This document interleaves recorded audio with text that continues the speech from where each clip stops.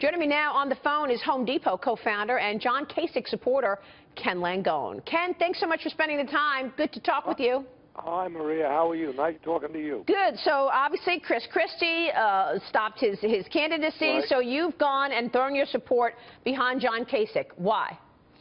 Well, I think I've known John a long time. I knew him when we ran the Budget Committee in Congress, and of course I've stayed on top of all the good things he's done in Ohio. Ohio has been a state that has really shown a dramatic recovery, and I think not all of it, but a lot of it is his leadership.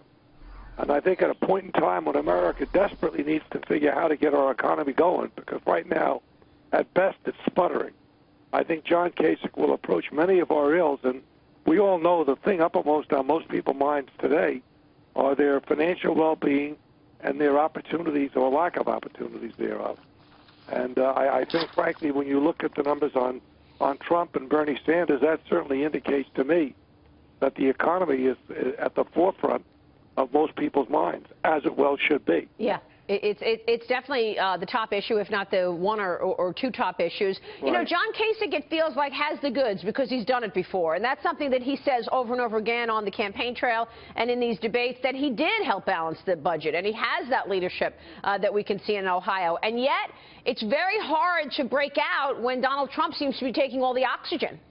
Look, let's be realistic about what's going on in America today in the political process.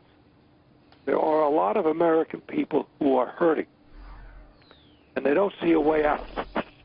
And Trump and Sanders both represent an opportunity for them to say loud and clear, who's taking care of us? We're unhappy. We've been left out. And I think there's validity to those feelings. When you look, for example, we talk about the unemployment rate. Any sound economist knows the unemployment rate's a hell of a lot higher than where it's stated. When you arbitrarily say, well, if you stop looking for a job, you're no longer unemployed. Show me the logic of that and show me how it works, because I can't figure it out. Yeah. I would argue that unemployment in America today is at least twice as much as the stated number. Right, and that's why so many people have not felt this recovery. They haven't seen their wages move. They're looking at growth that's sort of at a crawl.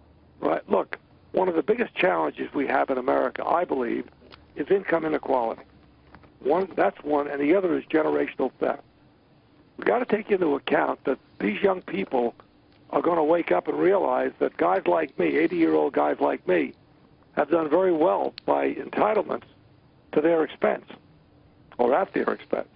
And I think those two issues, generational theft and income inequality, we've got to get to work on them. Now, to be fair, income inequality in part reflects the deterioration of education in America. There's no doubt about it. There's a correlation between the quality of education and the ability of people to compete in the marketplace. And we've got to get that going. Right. And that's not a short-term fix, Maria. If we start today, my guess is it'll be 20 years before we see the real fruits of an improved educational system in America. And that's why you've been such an incredible philanthropist around education, around health care. We know what you've done at NYU Medical, Langone Medical. Let me ask you about the Pope, Ken, because you're a proud Catholic. You donated to the restoration of St. Patrick's Cathedral in New York City. What's your reaction to Donald Trump's war of words with Pope Francis? Well, I think it's more Pope Francis's war of words with Donald Trump. I think in fact, Maria, I just came from Mass.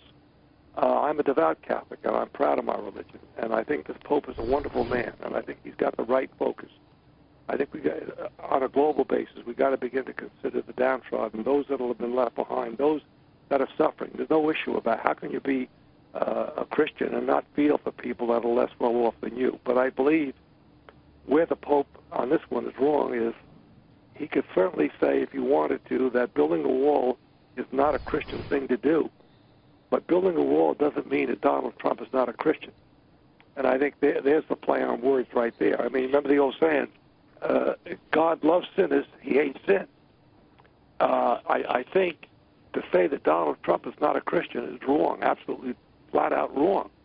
And in fact, I was listening to something this morning where there's some speculation that the Pope may try to clear up or give clarity to what he said yesterday. Okay. But I happen to believe that the way it was stated yesterday was flat out wrong. Yes. And I'm not challenging the infallibility of the Pope on spiritual matters. I'm saying in this case, I don't know of anybody in their life who doesn't do unchristian things from time to time, whether it be saying an unkind word about somebody else, whether it be not giving somebody a helping hand when you can do so. Yeah. I mean, we're all guilty of unchristian-like behavior.